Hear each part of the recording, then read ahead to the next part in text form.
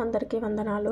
ఈరోజు బైబిల్ రీడింగ్లో కీర్తనల గ్రంథం నుండి 132వ కీర్తన, యాత్ర కీర్తన చదువుకుందాం.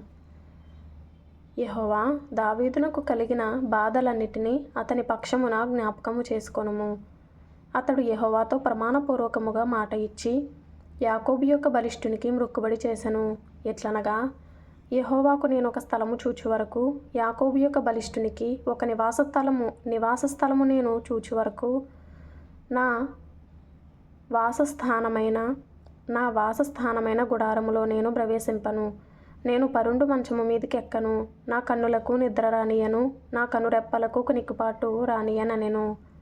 అది ఎఫ్రాతాలోనున్నదని మేము వింటిమి. యాయరు పొలములలో అది దొరికెను. ఆయన నివాస స్థలములకు పోదము రండి, ఆయన పాదపీఠము ఎదుట సాగిలపడుదము రండి. యెహోవా, లెమ్ము, నీ బల సూచకమైన మందసముతో కూడా రమ్ము. నీ విశ్రాంతి స్థలములో ప్రవేశింపుము.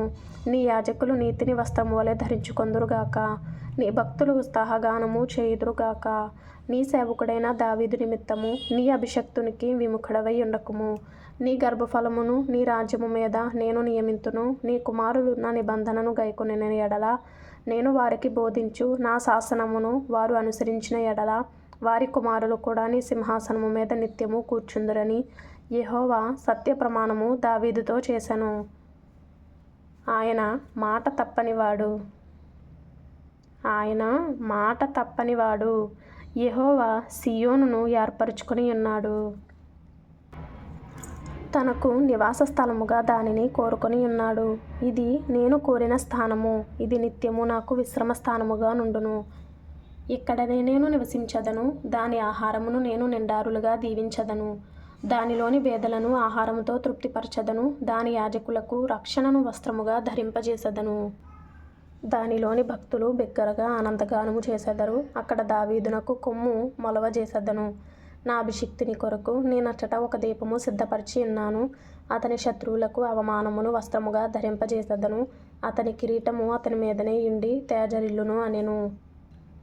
తరువాత రోమాపత్రిక 12వ అధ్యాయం కూడా చదువుకుందాం. కాబట్టి సహోదరులారా, పరిశుద్ధమును దేవునికి అనుకూలమునైన సజీవ యాగముగా మీ శరీరములను ఆయనకు సమర్పించుకొనుడని దేవుని వాత్సల్యమును బట్టి మిమ్మును బతిమాలుకొనుచున్నాను.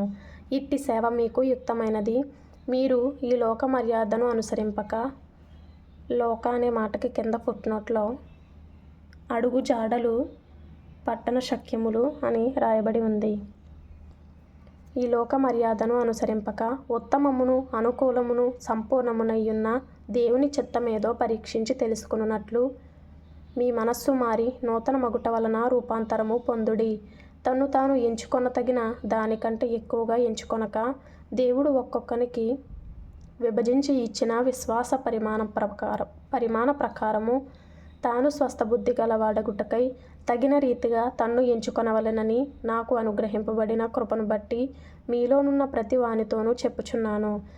ఒక్క శరీరములో మనకు అనేక అవయవములుండినను ఈ అవయవములన్నిటికీ ఒకటే పని ఎలాగూ ఉండదో, అలాగే అనేకులమైన మనము క్రీస్తులో ఒక్క శరీరముగా ఉండి ఒకనికొకరము ప్రత్యేకముగా అవయవములమై ఉన్నాము.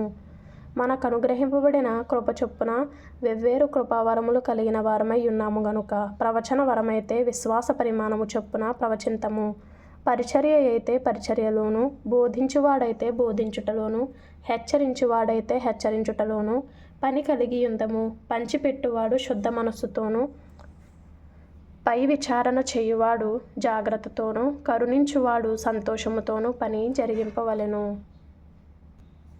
మీ ప్రేమ నిష్కపటమైనదై ఉండవలెను. చెడ్డదానిని అసహించుకొని మంచిదానిని హత్తుకొని ఉండుడి. సహోదర ప్రేమ విషయంలో ఒకని యందొకడు అనురాగము గలవారై, ఘనత విషయంలో ఒకనినొకడు గొప్పగా ఎంచుకొనుడి. ఆసక్తి విషయంలో మాంద్యులు కాక, ఆత్మయందు తీవ్రత గలవారై ప్రభువును సేవించుడి.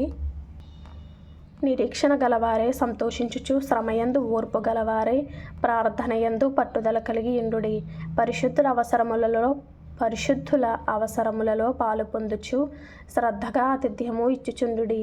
మిమ్మును హింసించు వారిని దీవించుడి, దీవించుడు గాని శపింపవద్దు. సంతోషించు వారితో సంతోషించుడి, ఏడ్చు వారితో ఏడువుడి. ఒకనితోనొకడు మనసు కలిసి ఉండుడి. హెచ్చు వాటియందు మనస్సుంచక తగ్గు వాటియందు ఆసక్తులై ఉండుడి. మీకు మీరే బుద్ధిమంతులమని అనుకొనవద్దు. కీడుకు ప్రతి కీడెవనికిని చేయవద్దు. మనుషులందరి దృష్టికి యోగ్యమైన వాటిని గూర్చి ఆలోచన కలిగి ఉండుడి. మేలైన వాటిని గురించి అని వ్రాయబడి ఉంది ఫుట్నోట్లో కింద. శక్యమైతే మీ చేతనైనంత మట్టుకు సమస్త మనుషులతో సమాధానముగా ఉండుడి. ప్రియులారా, మీకు మీరే పగ తీర్చుకొనక దేవుని ఉగ్రతకు చోటీయుడి. పగ తీర్చుట నా పని, నేనే ప్రతిఫలము నిత్తును అని ప్రభువు చెప్పుచున్నాడని వ్రాయబడి ఉన్నది. కాబట్టి నీ శత్రువు ఆకలిగొని ఉంటే అతనికి భోజనము పెట్టుము, దప్పిగొని ఉంటే దాహమిమ్ము. అలాగు చేయుట వలన అతని తల మీద నిప్పులు కుప్పగా పోయిదువు. కీడు వలన జయింపబడక మేలు చేత కీడును జయించుము. ఆమేన్. రోమాపత్రిక 12వ అధ్యాయము 1వ వచనం 2వ వచనం ఇంపార్టెంట్గా అనిపించాయి. కాబట్టి సహోదరులారా, పరిశుద్ధమును దేవునికి అనుకూలమునైన సజీవ యాగముగా మీ శరీరములను ఆయనకు సమర్పించుకొనుడని దేవుని వాత్సల్యమును బట్టి మిమ్మును బతిమాలుకొనుచున్నాను. ఇట్టి సేవ మీకు యుక్తమైనది. మీరు ఈ లోక మర్యాదను అనుసరింపక ఉత్తమమును అనుకూలమును సంపూర్ణమునయ్యున్న దేవుని చిత్తమేదో పరీక్షించి తెలుసుకున్నట్లు మీ మనస్సు మారి నూతనమగుట వలన రూపాంతరము పొందుడి. ఆమేన్. 1 సంవత్సరంలోపు బైబిల్ పూర్తి చేయాలి అనే ఆశ కలిగిన వారు ఫాలో చేయండి, లైక్ చేయండి, షేర్ చేయండి, సబ్స్క్రైబ్ చేసుకోండి. ప్రభు మీకు తోడైండును గాక. ఆమేన్.